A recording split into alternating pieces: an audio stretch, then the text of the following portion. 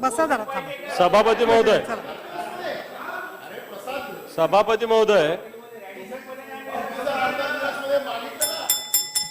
सभापती महोदय, चला दानवे साहेब बोला. मागच्या 8-10 दिवसामध्ये ज्या पद्धतीनं निसर्गाचा कोप आपल्या महाराष्ट्रात झालेला आहे आणि हिंदुस्थानामध्ये सुद्धा काही प्रांतात झालेला आहे आणि हा कोप इतका भयावह आहे की जवळपास 1 लाख हेक्टरच्या क्षेत्रावर शेतमालाचं नुकसान या महाराष्ट्रात झालेलं आहे. मग अनेक जिल्हे त्यात आहे, नाशिक आहे, बुलढाणा आहे, नगर आहे, संभाजीनगर आहे, जालना आहे, नंदुरबार आहे, धुळे, जळगाव, पालघर, असे अनेक जिल्हे, नांदेड, परभणी, हिंगोली, अशा अनेक जिल्ह्यामध्ये अवकाळी आणि गारपिटीचा मोठा फटका बसलेला आहे. मग द्राक्ष असेल, कलिंगड असेल, संत्रा असेल, मोसंबी असेल, टोमॅटो असेल, या पिकाचं मोठ्या प्रमाणावर नुकसान झालेलं आहे. हे होत असताना कापूस, सोयाबीन, तूर याही पिकांचं नुकसान झालंय. कापसाला आले जे बोंड आहेत हे अक्षरशः पाण्यानं भिजलेले आहे. मोसंबीला आणि संत्र्याचे सुद्धा जे आलेले फळं आहेत हे सुद्धा झाडावरून गळून पडलेले आहेत आणि या जे आहे झाडावर त्याला सुद्धा गारपिटीचा फटका बसल्यामुळे त्याही पिकाचं नुकसान होणार आहे. सभापती महोदय, उत्तर कोण देणार आहे? काल मी या विषयात काही मुद्दे मांडले होते.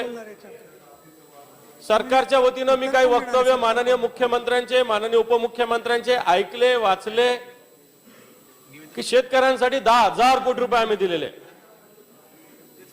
माझ्या सरकारला विनंती, आव्हान आहे की या गारपिटीमध्ये, या अवकाळीमध्ये अजून 100% जिल्ह्यामध्ये पंचनाम्याचे आदेश दिलेले का? करू द्या ना, तुम्हालाच अधिकार आहे, आम्हाला नाही का?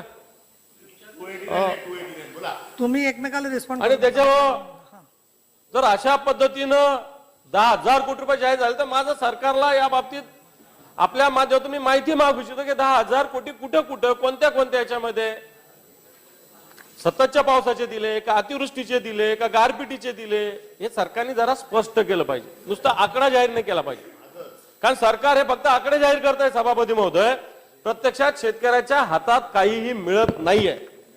अग्रिम विम्याचा मुद्दा मांडला, अनेक जिल्ह्यामध्ये अजून अग्रिम विमा या शेतकऱ्यांना मिळालेला नाही आणि गारपिटीचा सुद्धा पंचनामे विमा कंपन्यांनी अजून केलेले नाही. सभापती महोदय, माझी आपल्या माध्यमातून विनंती, खरं तर 289 तुम्ही मला परवानगी द्यायला पाहिजे होती.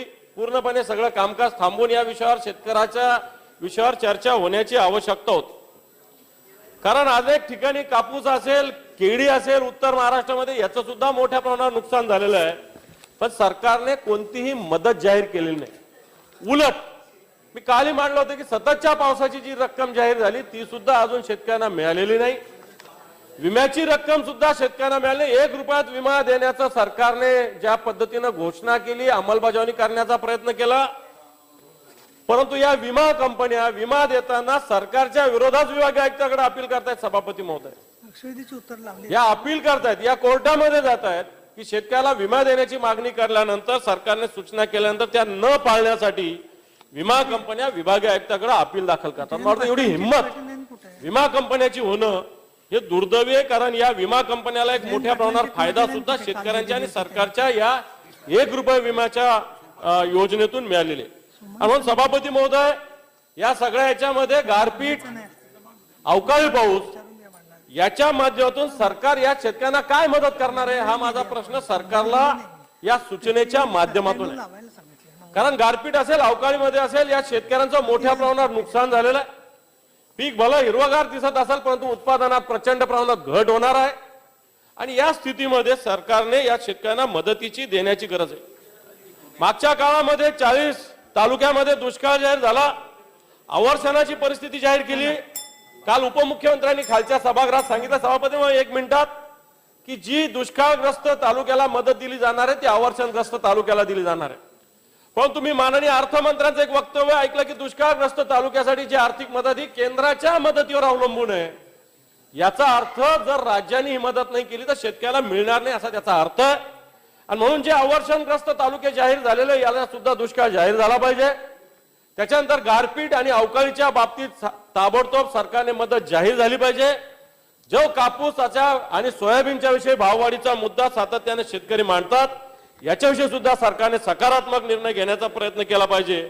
अशा प्रकारची मागणी मी सगळ्यांच्या वतीने केलेली आहे. याच्याविषयी सरकारने याच्याविषयी स्पष्ट भूमिका करावी अशी माझी विनंती.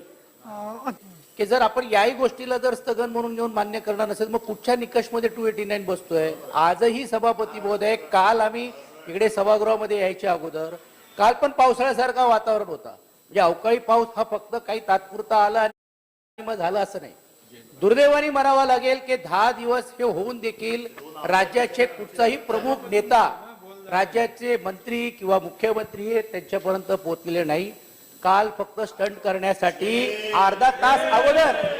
अर्धा तासाच्या अंतरावरती ते पण विदर्भाच्या एका सत्ताधारी जे असलेले सपोर्टेड त्यांच्याकडे जाऊन फोटो सेशन करून आले. शेतकरी हवालदिल झालेले आहेत. विरोधी पक्ष या नात्याने सभापती महोदया आम्ही बहिष्कार घातला या विषयासाठी किंवा शेतकऱ्यांना न्याय मिळत नाही. पत्रकार परिषद घेऊन राज्याचे मुख्यमंत्री आणि विशेषतः 2 उपमुख्यमंत्र्यांनी सर्वांचा समाधान होईल एवढं पॅकेज देतो असं म्हणून झालं. मग जर एवढं झालं तर त्यांना काल पाणी दौऱ्याला जायची गरज काय होती.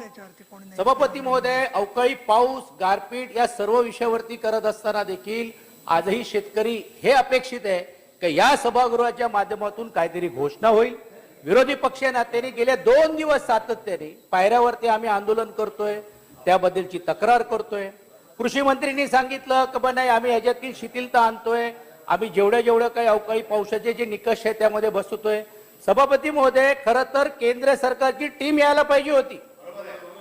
केंद्र सरकारची टीम येऊन घेऊन पाणी होते. हे दुर्दैव आहे की ज्यावेळी राज्यावरती संकट आलेले आहेत गेल्या 2-2.5-3 वर्षाच्या कारकिर्दीमध्ये केंद्र सरकारचा कुठचाही मंत्री, केंद्र सरकारची कुठलीही टीम नाही. अशाच प्रकारे ज्यावेळी कोकणातला फॅन हे सारखा परिस्थिती झाली होती. राज्य देशातले अनेक मोठे नेते गुजरातमध्ये हेलिकॉप्टरनी पाणी करून गेले पण राज्याच्या बॉर्डरला पण आलेले नाहीये. सभापती महोदय, हे अत्यंत गंभीर आहे. माझी आपल्याला नम्र विनंती आहे की आपण देखील त्या भावना आमच्या बरोबर सहमत या विषयावरती व्हाल जसा अगोदर तुम्ही झालात.